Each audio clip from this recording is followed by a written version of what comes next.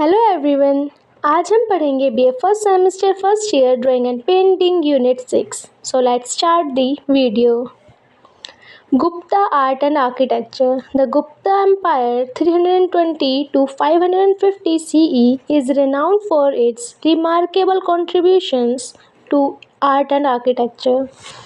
It is often hailed as golden age of Indian culture and artistic achievement. During their reign, often called India's golden age, the Gupta rulers were prevalent in promoting cultural, art, and architectural achievements. The Gupta monarchs were great patron of arts, recognizing the creation of magnificent sculptures, temples, and paintings that reflected religion, philosophical, and aesthetic values. They supported scholars, poets, and artists. The Gupta king were instrumental in developing early Hindu temple architectures. Gupta कला और वास्तुकला। गुप्ता साम्राज्य जो 320 से 550 ईसा तक चला, कला और स्थापत्य कला में अपने उल्लेखनीय योगदानों के लिए प्रसिद्ध है। इसे अक्सर भारतीय सांस्कृतिक और कलात्मक उपलब्धियों का स्वर्ण युग कहा गया है। अपने शासनकाल के दौरान, जिसे अक्सर भारत का स्वर्ण युग कहा जाता है, गुप्ता शासकों ने संस्कृति, कला और स्थापत्य कला के विकास में महत्वपूर्ण भूमिका निभाई है। गुप्ता सम्राट कला के महान संरक्षक थे, जिन्होंने धार्मिक, दार्शनिक और सौंदर्य मूल्यों को प्रतिबिंबित करने वाली भव्य मूर्तियाँ, मंदिरों और चित्रों के निर्माण को प्रोत्साहित किया। उन्होंने विद्वानों, कवियों और कलाकारों का समर्थन किया। गुप्त राजाओं ने प्रारंभिक हिंदू मंदिर वास्तुकला के विकास में महत्वपूर्ण भूमिका निभाई। Silent features of Gupta art. Spiritual symbolism. Gupta art and architecture are marked by deep spiritual undertones, naturalism, and idealization of sculptures. Gupta sculptures perfectly balance naturalism and idealist human forms. Use of symbolic gestures like mudras. Buddhist and Hindu sculptures predominantly featured symbolic hand gestures known as mudras. Materials used. Gupta artists predominantly use sandstone, bronze, and terracotta for their sculptures. Development of temple architecture. Architectural elements like the Shikhar and गर्भगृह। गुप्ता कला की मुख्य विशेषताएं। आध्यात्मिक प्रतीकवाद। गुप्ता कला को वास्तुकला में गहरे आध्यात्मिक भाव निहित हैं। मूर्तिकला में प्रकृतिवाद और आदर्शीकरण। गुप्ताकालीन मूर्तियाँ प्रतीकवाद और आदर्श मानव रूपों का उत्कृष्ट संतुलन प्राप्त करती हैं। प्रतीकात्मक मुद्राओं का प्रयोग। बौद्ध और हिंदू मूर्तियों में प्रतीकात्मक हस्त मुद्राएं प्रमुखता से दिखाई जाती हैं, जिन्हें मुद्राएं कहा जाता है। प्रयुक्त सामग्री। गुप्ताकालीन कलाकारों ने अपनी मूर्तियों के लिए मुख्यतः बलुआ पत्थर, कांसे और टेराकोटा का प्रयोग किया है। मंदिर वास्तुकला का विकास। शिखर, गर्भगृह के ऊपर स्थित मीनार और गर्भगृह, आंतरिक गर्भगृह जैसे स्थापना तत्व। Carving and ornamentation. The Gupta temples and sculptures were adorned with intricate carving, ranging from deities and mythological scenes to geometrical patterns. Harmonious proportion. Gupta art is known for its harmony in proportions, whether depiction gods or human figures. Monumental stone temples. The Gupta period marked a transition from wood to stone in temple construction. नक्काशी और अंकीकरण। गुप्ताकालीन मंदिर और मूर्तियाँ जटिल नक्काशी से सुसज्जित थीं, जिनमें देवताओं, और पौराणिक दृश्यों से लेकर ज्यामितीय पैटर्न तक शामिल थे। साम्राज्यपूर्ण अनुपात। गुप्ता काल अपने अनुपातों के सामंजस्य के लिए जानी जाती है, चाहे वे देवी देवताओं के चित्र हो या मानव आकृति।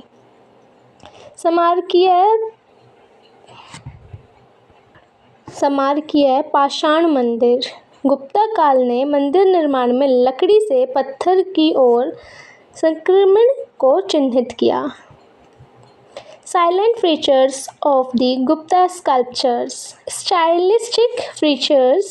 The Gupta sculptures are known for their soft, naturalistic modeling of human figures, emphasizing elegance and grace. Iconography and mudras. Gupta sculptures often depict religious and spiritual themes from Hinduism, Buddhism, and Jainism. Notable works. The most iconic example in the Gupta sculpture is the seated Buddha from Sarnath, who, with their meditative posture and calm expressions, empathizing peace and enlightenment. Emergence of Hindu iconography. The Gupta rulers supported Brahmanism, and Gupta sculptures show the emergence of images of Vishnu, Shiva, and other Hindu goddesses. गुप्ताकालीन मूर्तिकला की प्रमुख विशेषताएं। शैलीगत विशेषता। गुप्ताकालीन मूर्तियां मानव आकृति के कोमल प्रतीक रूपांकन के लिए जानी जाती हैं, जो ललिताएं और गरिमा पर जोर देती हैं। प्रतिमा विज्ञान और मुद्राएं। गुप्ताकालीन मूर्तियां अक्सर हिंदू, बुद्ध और जैन धर्म के धार्मिक आध्यात्मिक विषयों को दर्शाती हैं। उल्लेखनीय कृतियां। गुप्ताकालीन मूर्ति विज्ञान का सबसे प्रतिष्ठित उदाहरण सारनाथ से प्राप्त बुद्ध की बैठी हुई मूर्ति है, जो अपनी ध्यानमग्न मुद्रा में शांत भाव विभंगियों के साथ शांति और ज्ञानोदय का प्रतीक है। हिंदू प्रतिमा विज्ञान का उदय। गुप्त शासकों ने ब्राह्मणवाद का समर्थन किया और गुप्तकालीन मूर्तियों में विष्णु, शिव और अन्य हिंदू देवताओं की प्रतिमाओं का उदय हुआ। Mathura school influence. The Mathura school of art heavily influenced Gupta sculptures. Mathura कला का प्रभाव। मथुरा कला शैली ने गुप्ता मूर्तियों पर अधिकतम प्रभाव डाला। The salient features of Gupta sculptures. Temple design. The Gupta sculptures mark the transition from wooden to stone temples, reflecting construction techniques and material advancements. Archaeological elements. During the Gupta architecture, key features like shikhar, temple, tower, and garbhagriha become prominent. Notable examples: the Dashavatar temple in Deoghar is renowned for its intricate carving of Vishnu and other deities, showcasing early experimentation with stone temples. Gupta sculptures. The Durga Temple in Ahom. गुप्त वास्तुकला की प्रमुख विशेषताएं। मंदिर design. गुप्त वास्तुकला ने लकड़ी से पत्थर के मंदिरों की ओर संक्रमण को चिह्नित किया, जो निर्माण तकनीकों और सामग्री में हुई प्रगति को दर्शाता है। स्थापना तत्व। गुप्ता वास्तुकला के दौरान मंदिर शिखर, मंदिर की मीनार और गर्भगृह जैसी मुख्य विशेषताएं प्रमुख होती हैं। उल्लेखनीय उदाहरण देवगढ़ का दशावतार मंदिर विष्णु और अन्य देवताओं की जटिल नक्काशी के लिए प्रसिद्ध है, जो पत्थर के मंदिर गुप्त वास्तुकला के साथ प्रारंभ प्रयोगों को दर्शाते हैं।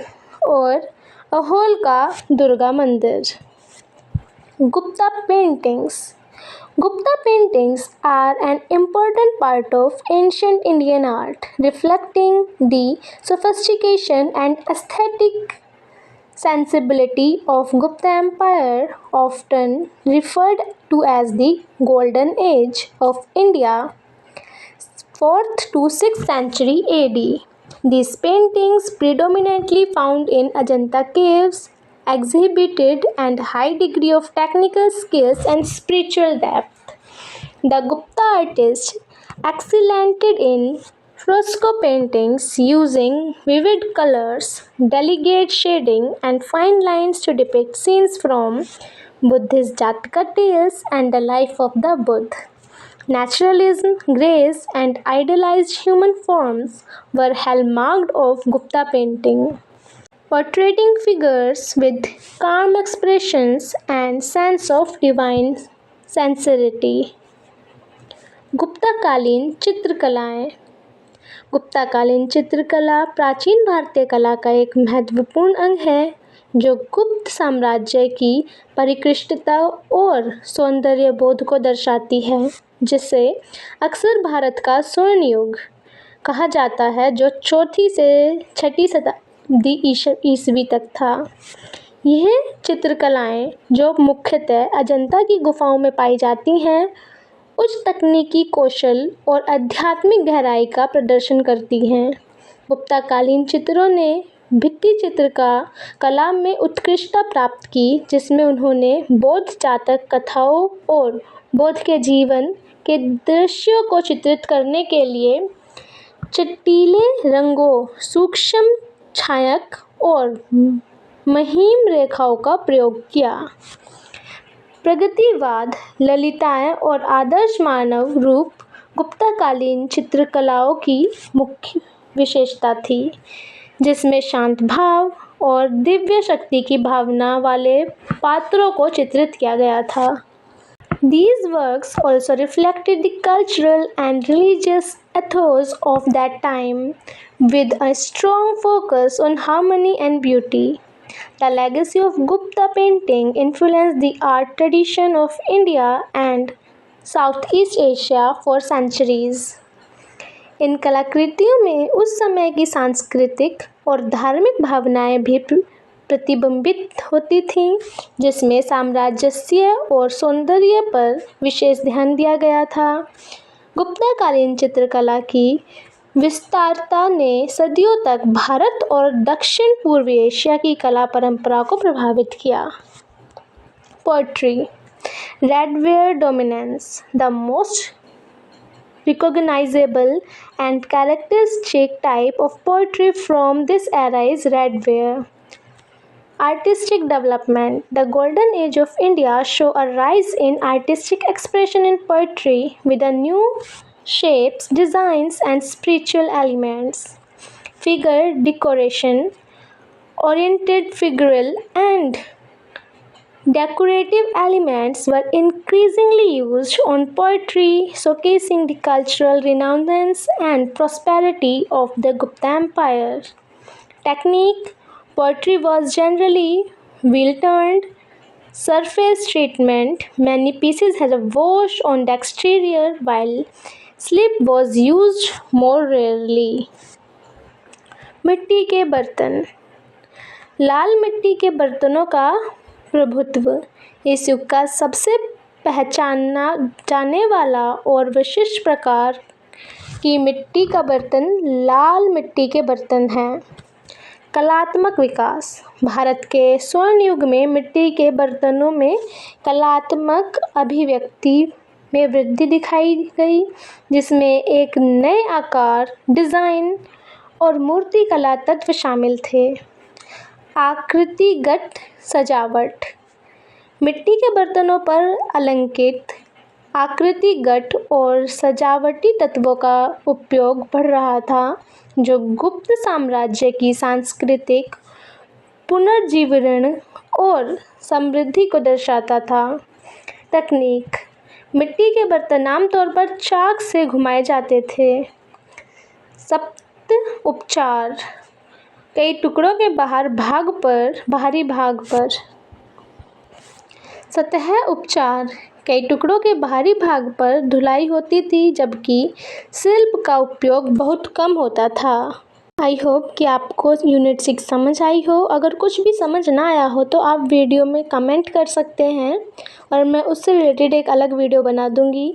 और आगे ऐसे ही यूनिट्स को पाने के लिए चैनल को like, share and mainly subscribe करना, ताकि आपके एग्ज़ाम्स में आपको हेल्प मिल सके। ये वीडियोस आपके लास्ट टाइम रिविजन्स के लिए भी बहुत अच्छी रहेंगी। Thank you for watching till and.